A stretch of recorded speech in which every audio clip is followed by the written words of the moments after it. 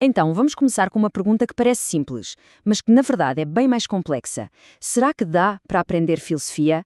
E essa não é uma pergunta só para estudantes, mas para qualquer pessoa que se interessa de verdade por conhecimento. Olha, para a gente começar a pensar nisso, tem uma ideia super provocadora do filósofo Immanuel Kant, que ele jogou no mundo séculos atrás. Ele dizia que filosofia, bem, não é que nem matemática, sabe? Não é um conjunto de doutrinas, de coisas certas e estáveis que a gente só senta, decora e pronto. Para Kant, o lance não é virar uma enciclopédia ambulante das ideias dos outros. E o mais legal aqui é a diferença que o Kant aponta entre duas formas de ensinar.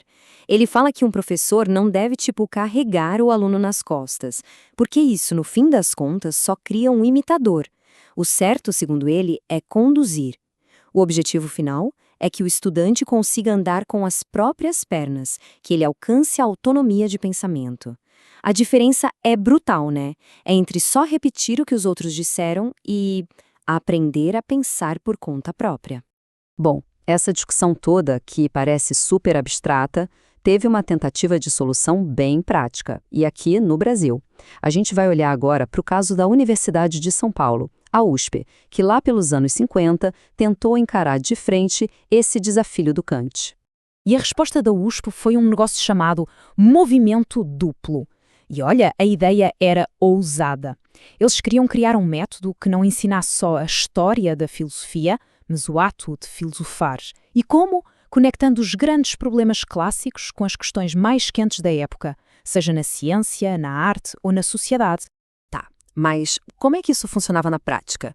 Basicamente, o modelo tinha dois pilares. O primeiro, uma análise de texto super rigorosa. A questão não era só saber o que um filósofo disse, mas entender a estrutura do pensamento dele, sabe? O como ele argumentava. E o segundo pilar, e esse aqui é a chave de tudo, eram os consórcios interdisciplinares.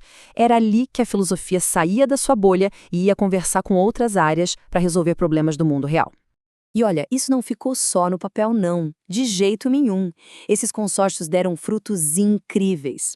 A revista Clima, por exemplo, era uma mistura de filosofia com crítica de arte e literatura, tinha o famoso Seminário Marx, que usava a filosofia para tentar entender o Brasil, e de onde saíram nomes como Fernando Henrique Cardoso, José Arthur Janotti, e na Unicamp, o Oswaldo Porchat montou um centro de lógica e filosofia da ciência que virou referência. Só que esse modelo, que parecia tão promissor, entrou numa crise feia. Um dos pilares dele simplesmente desmoronou e aí todo o projeto ficou bambo. O que aconteceu?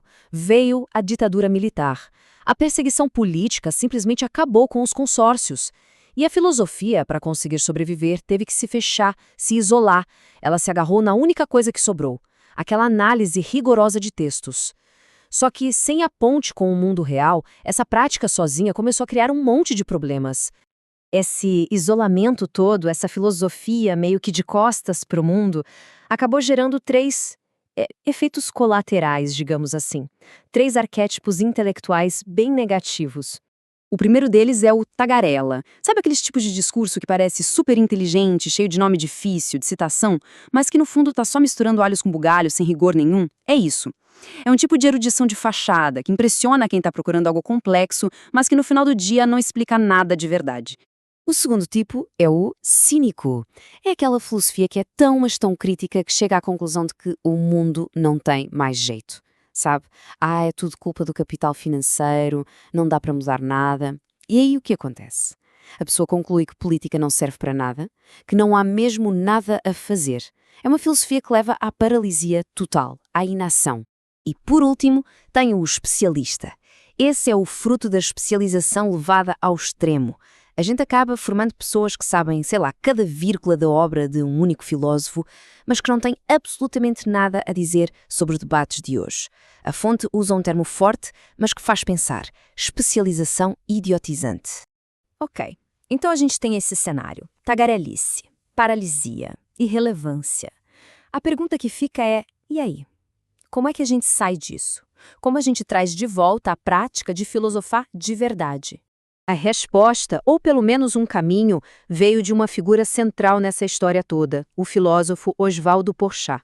Ele basicamente propôs uma revolução na forma de ensinar. Para ele, o problema era claro: o espírito da filosofia estava morrendo porque as pessoas não eram mais estimuladas a pensar por si mesmas, a questionar, a ousar ter uma posição.